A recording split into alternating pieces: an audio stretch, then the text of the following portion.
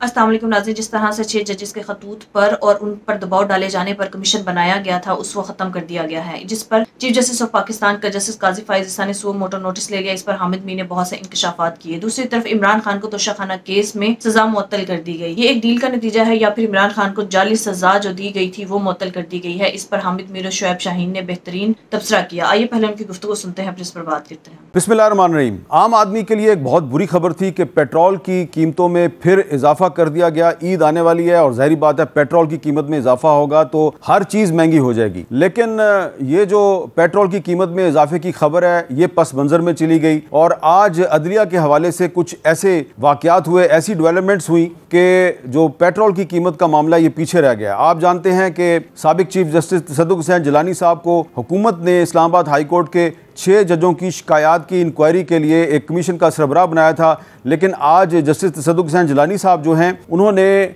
माजरत कर लिया हुकूमत से और वो इस कमीशन के सरबराह अब नहीं रहे। और सुप्रीम कोर्ट ऑफ पाकिस्तान ने आज खुद नोटिस लेते हुए बुध को जो 6 जजेस हैं उनकी शिकायत पे समाअत का ऐलान कर दिया। तो ये अचानक इतनी बड़ी जो डेवलपमेंट हुई है इसमें एक सवाल पैदा होता है और वो ये पैदा होता है कि जब तसद्दुक़ जिलानी साहब का नाम जो है वो हुकूमत की तरफ से सामने आया तो क्या उनसे पूछा गया था या नहीं पूछा गया था? अगर पूछा गया था तो अब उन्होंने ख़त लिख के हुकूमत से माजरत क्यों की है और इस्लामाबाद हाई कोर्ट के 6 जजों को क्या इंसाफ मिल जाएगा या वैसा ही होगा कि जैसे पहले इस तरह के मामलात पे इंसाफ नहीं मिलता? हमारे साथ मौजूद हैं शुएब शाहीन साहब जो कि इस्लामाबाद हाई कोर्ट बार के साबिक सदर हैं, लेकिन इस वक्त वो पाकिस्तान तहरीक इंसाफ के सीनियर रहनुमा हैं। शुएब शाहीन साहब, तहरीक इंसाफ की तरफ से कहा जा रहा था कि सुप्रीम कोर्ट आज खुद नोटिस ले, सुप्रीम कोर्ट ने आज खुद नोटिस ले लिया।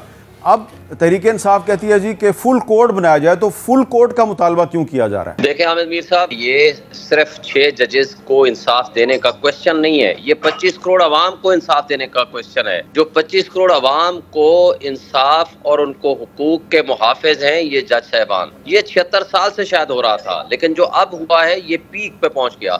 जब आप इनका रास्ता नहीं रोकेंगे, जब अदल इंसाफ और कानून और आईन के ऊपर अमल दरामद नहीं होगा, 25 करोड़ अवाम अपने हुकूक के तहफ़्फ़ुज़ के लिए किसकी तरफ आंख उठाएंगे, किसकी तरफ देखेंगे? लिहाजा ये जो कमीशन बनाया गया था, कमीशन की आप बुनियाद उठाएं। उन्होंने एक तरफ तो कह दिया कि ये जो इल्जामात हैं इनएप्रोप्रिएट हैं, यानी गलत हैं। नहीं, मैंने पूछा शुएब साहब, मैं पूछ रहा हूँ कि फुल कोर्ट का मुतालबा क्यों किया जा रहा है? जी, मैं अब एग्जैक्टली उस पर आ रहा हूँ। देखिए, क्वेश्चन ये है कि ये 6 जजेस या 7 जजेस या उसका इशू ही नहीं है। ये अदलिया के ऊपर एक इतना बड़ा सिर्फ दाग नहीं है, उसके ऊपर इतना बड़ा दबाव है हमारे पाकिस्तान की एजेंसीज और एस्टेब्लिशमेंट का। जब 15 के 15 जजेस बैठ के एक इशू को रिजॉल्व कर रहे होंगे, वो फुल कोर्ट सुप्रीम कोर्ट का मतलब है कि उनकी पूरी ओपिनियन सबके सामने आएगी ताकि वो एक वंस फॉर ऑल ये इशू फाइनली सेटल डाउन हो। क्योंकि ये फिर 6 जजेस का मामला है, 7 जजेस बैठ के कोई उसमें अंदर फिर उसके बाद दोबारा इसके खिलाफ अपील चली जाएगी बाकी 8 जजेस के पास। वो 184(3) का वो जो प्रैक्टिस एंड प्रोसीजर एक्ट है उसका वाला सिलसिला शुरू हो जाएगा।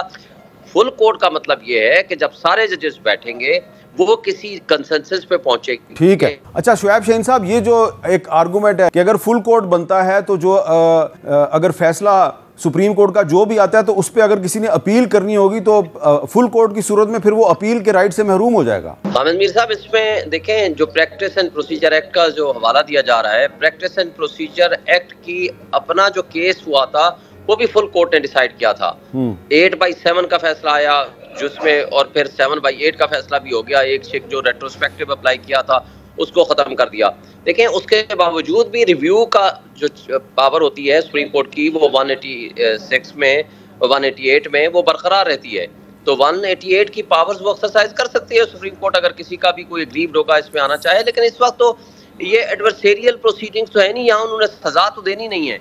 यहाँ तो इन्होंने इश्यूज को रेगुलेट करना है कि किन किन इदारों ने, किन किन लोगों ने कैसे इसमें इंटरफेरेंस की, क्योंकि इंडिपेंडेंस ऑफ जुडिशरी को कितना जक पहुंची है, और सजा देने और का जो अख्तियार होगा या तो वो कोर्ट मार्शल के लिए कह देंगे चीफ ऑफ आर्मी स्टाफ को, मिलिट्री ट्रायल होगा और उनको सजाएं होंगी तो फिर उसके मुताबिक प्रोसीडिंग्स होंगी, या जो भी जिन कोर्टों में भी सजाएं होंगी यहाँ तो फाइंडिंग्स देनी है ना इन्होंने। तो इसलिए मेरा नहीं ख्याल कि इसके ऊपर कोई इबाम है कि जो रिकॉर्ड है वो फिर भी उन्हीं 15 जजेस के पास बाकी रहेगी जो जज इसमें सुनेंगे। तो चूंकि इस वक्त पाकिस्तान की अदलिया के ऊपर नहीं, पाकिस्तान के आइन के ऊपर भी नहीं, पूरे पाकिस्तान की 25 करोड़ अवाम पे और पूरी रियासत पे ये हमला हुआ है।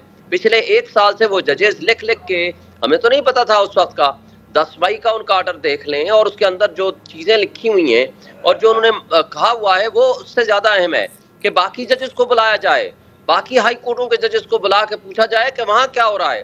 इसका मतलब है कि ये अगर इस्लामाबाद की 90% जो हाई कोर्ट है वो ये समझती है कि यहाँ हमारी एजेंसीज और एस्टेब्लिशमेंट इतना ज्यादा सिर्फ ये नहीं है कि प्रेशराइज कर रही है या सिफारिशें कर रही है, वो उनके रिश्तेदारों को उठा करके उनको इलेक्ट्रिक शॉक्स लगा रही है, उनके बेडरूम्स में कैमरे लगा रही है। तोशाखाना केस में इमरान खान साहब की सजा मुअत्तल हुई है, उनकी अहलिया की भी सजा मुअत्तल होगी। आप इस पे क्या कहेंगे कि एक तरफ 6 जजेस इस्लामाबाद हाई कोर्ट की शिकायत कर रहे हैं कि उनके मामलात में मुदाखलत है, उन पर दबाव है, दूसरी तरफ आज इमरान खान साहब और उनकी अहलिया की सजाएँ मुअत्तल हो गई हैं और पेशावर हाई कोर्ट से हमाद अदर साहब को 2-3 नहीं बल्कि इकट्ठे ही तकरीबन 40 से ज़ायद मुकदमात में उनको राहदारी ज़मानत मिल गई है। शुएब शाहीन साहब, आपके पास इंफॉर्मेशन होगी, ये जो नैब के प्रोसिक्यूटर हैं अमजद परवेज़ साहब, इन्होंने आज खुद ही कहा जी कि ये तो सज़ाएँ मुअत्तल करने का केस बनता है, तो नैब की मर्जी से सज़ा मुअत्तल हुई है, तो ये कोई सेटलमेंट हो रही है? नहीं, सेटलमेंट का तो सवाल ही पैदा नहीं होता, मगर सवाल ये है कि जिस अंदाज से वो सजाएं हुई हैं, आप प्रोसिक्यूटर्स को इमरान खान का वकील बना दिया और हमारे जो गवाहान थे उनको आने की इजाजत नहीं दी, और जो गवाह उनके पास थे उन गवाहों के ऊपर जिरा भी प्रोसिक्यूटर्स के स्टेट काउंसिल्स के दिए हुए वकीलों से कराई गई। रात के 11 बजे सजाएं दे दी गई और मकसद सिर्फ ये था कि इलेक्शन से पहले हमने हर हाल में एक मैसेज देना है कि इमरान खान तो जी 35 साल की सजा लेके फारिग हो गया, और वो मैसेज पहुंचाने के लिए उन्होंने इंसाफ का कत्ले आम किया, सबके सामने किया, सबकी आंखों के सामने किया। और यही तो मेरा ख्याल है अमजद परवेज़ साहब ही तो उसमें प्रोसिक्यूटर थे, उनको तो उस केस की गहराई का पता था कि जो उसकी तह खुलेंगी वो एक एक चीज उनके सामने आनी शुरू हो जाएगी। तो जब उनका मकसद पूरा हो गया इलेक्शन से पहले सजा देना, और उसके बाद उनको पता है कि ये केस ही अच्छा, केस की अच्छा पूरे एविडेंस भी करा लें। मेरिट पे क्या है कि जनाब जो सरकारी इवेल्युएशन कमेटी थी उसने इसको अंडर वैल्यू करके इसकी कीमत लगा दी। अब अंडर वैल्यू करने वाले मुल्जिम हैं? नहीं जी, वो तो मुल्जिम नहीं है। मुल्जिम कौन है जी? इमरान खान, दी देन प्राइम मिनिस्टर। अच्छा, उनकी बेगम को क्यों डाल दिया? वो उनकी चूंकि बीवी है इसलिए उनको भी डाल दिया। ये है टोटल केस। और एक तोशाखाना केस, उसके 3 FIR 3 केस बना दिए। एक वो जिसमें हुमायूं दिलावर ने 3 साल सजा दी, दूसरा ये जिसमें ये 15 साल सजा दे दी, तीसरा वो एक FIR काट दी एक ही वाक़े के मुतालिक। तो केस का चूंकि उनको पता था कि इस केस का अंजाम क्या होना है, उनका मकसद था कि इलेक्शन से पहले इनको हर हाल में हमने जेल में फेंकना है और एक मैसेज देना है कि जनाब इमरान खान 30 साल 35 साल के लिए पॉलिटिक्स से भी आउट हो गए और वो जेल में भी चले गए और कन्विक्टेड भी हो गए। लेकिन वो मकसद पूरा नहीं हुआ। अवाम खड़ी है आज इमरान खान के साथ, लोग आज PTI के साथ खड़े हैं, वो एक ही बंदे को लीडर समझते हैं, वो है इमरान खान। और वो काम बल्कि उल्टा हो गया इनके खिलाफ कि इतनी ज्यादा नफरत इनके खिलाफ फैली कि आप कर क्या रहे हैं इस मुल्क के निजाम इंसाफ को। आज तो देखे ना, जो जजेस ने लिख के दिया है वो भी किसका केस है? इमरान खान का केस, कि जी उसके वजह से प्रेशर डालने के लिए 2 जज साहबान ने कहा ये केस नहीं बनता है, एक जज साहब ने कहा नहीं बनता है, वहां से प्रेशर डालना शुरू हुए। पिछले साल 30 मार्च 2023 से ये सिलसिला शुरू होता है। फिर चलते चलते पिछले साल बंदियाल साहब को ये मिलते हैं, काजी फाइजा साहब को मिलते हैं, उमरता बंदियाल इसको मिलते हैं, आमिर फारूक साहब को मिलते हैं, लेकिन कोई भी उनका एग्रीमेंट स्टेटस नहीं करता और वो खत तो खत लिखते रहते हैं। लेकिन उसके बाद अब आकर उन्हें ये खत लिख दिया, तो सिलसिला कहां से? आपको उम्मीद है कि अब इस्लामाबाद हाई कोर्ट के 6 जजों को इंसाफ मिल जाएगा? मुझे ये उम्मीद है इंशाल्लाह। ना सिर्फ इनको इंसाफ मिलेगा, इनको इंसाफ मिलने का मकसद ये है कि पाकिस्तान की 25 करोड़ अवाम उस हथकंडों से बच जाएगी जो निजाम इंसाफ के ऊपर उन्होंने पंजे गाड़ रखे हैं और इंसाफ को उन्होंने कैद कर रखा है। जब तक इंसाफ मुनसिफ आजाद नहीं होंगे, जब इंसाफ देने वाले इदारे इंडिपेंडेंट नहीं होंगे, जब कानून की हुक्मरानी नहीं आएगी, तो ना वो मुल्क तरक्की करते हैं ना। बहुत बहुत शुक्रिया शुएब शाहीन साहब। नाज़रीन, आज नून लीग के मुंह पर सन्नाटेदार थप्पड़ पड़ा है। जिस तरह से इन्होंने प्रोपेगेंडा किया और जजेस के मामले को रफा दफा करने की कोशिश की और इस पर एक जाली कमीशन बनाया, आज वो कमीशन खत्म कर दिया गया है। चीफ जस्टिस ऑफ पाकिस्तान को मजबूर होकर आज सुओ मोटो नोटिस लेना पड़ा। शहबाज हुकूमत की तरफ से कमीशन बनाकर जो प्रोपेगेंडा और साजिश की गई थी, आज वो उसमें बुरी तरह से नाकाम हो चुकी है। नाज़रीन, अब नून लीग मजीद खौफजदा है क्योंकि इनको इस बात का इदराक हो चुका है, चाहे चीफ जस्टिस ऑफ पाकिस्तान के दिल में इनके लिए शहबाज शरीफ के लिए एक सॉफ्ट कॉर्नर हो, लेकिन जब हेयरिंग होगी और इस केस की समाअत होगी तो सबूतों के जरिए सब कुछ मंजर आम पर आ जाएगा। अब नून लीग को खतरा इस बात से हो रहा है कि अगर इस केस की प्रोसीडिंग्स की गई और इस केस की समाअत हुई तो नून लीग की पूरी क़यादत इस केस में रगड़ी जाएगी, क्योंकि नाज़रीन नून लीग ही इन तमाम गलत फैसलों में सबसे बड़ी बेनिफिशरी रही है और शहबाज हुकूमत ने इमरान खान को नुक्कड़ में लगाने के लिए और जजेस से गलत फैसले करने के लिए जजेस पर दबाव डालने में ये खुद डायरेक्टली मुलव्विस रहे हैं। इसीलिए अब शहबाज हुकूमत की तरफ से एक और प्रोपेगेंडा किया जा रहा है। ये जानते हैं कि अवाम को पता है कि शहबाज शरीफ बूट पॉलिश करता है, क्योंकि ये इमरान खान को गैर कानूनी और गैर आईनी सजाएं देने में खुद भी मुलव्विस रहे हैं। अब ये एक और साजिश कर रहे हैं कि अगर शहबाज शरीफ को सजा देनी है तो इमरान खान को जब इक़्तिदार मिला था उस वक्त भी जस्टिस काजी फाइज ईसा और जनरल फैज हमीद इसमें डायरेक्टली मुलव्विस थे।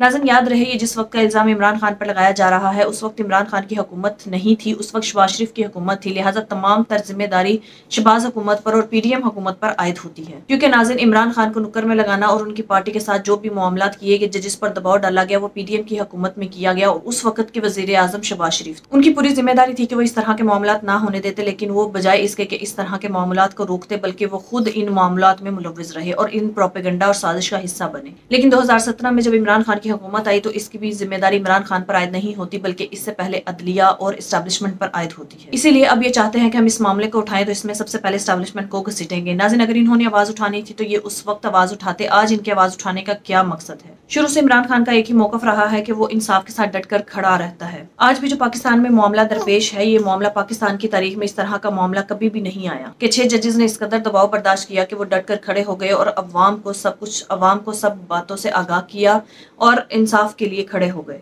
नाज़रीन, इमरान खान का ही दिया गया सबक है जिसने न सिर्फ जजेस को बल्कि पूरे पाकिस्तानी अवाम को इस बात का शऊर दिया कि वो हक और सच के लिए आवाज उठाएं और डटकर खड़े हो जाएं। नाज़रीन, इंशाल्लाह इस फैसले के बाद पाकिस्तान सही सिमत में गामजन होगा। चीफ जस्टिस ऑफ पाकिस्तान से भी उम्मीद है कि वो इस मामले में कोई मुतनाज़ा फैसला ना दे। इसके अलावा इमरान खान और बुशरा बीबी को तोशाखाना केस में जो सजा दी गई वो गैर आईनी और गैर कानूनी थी।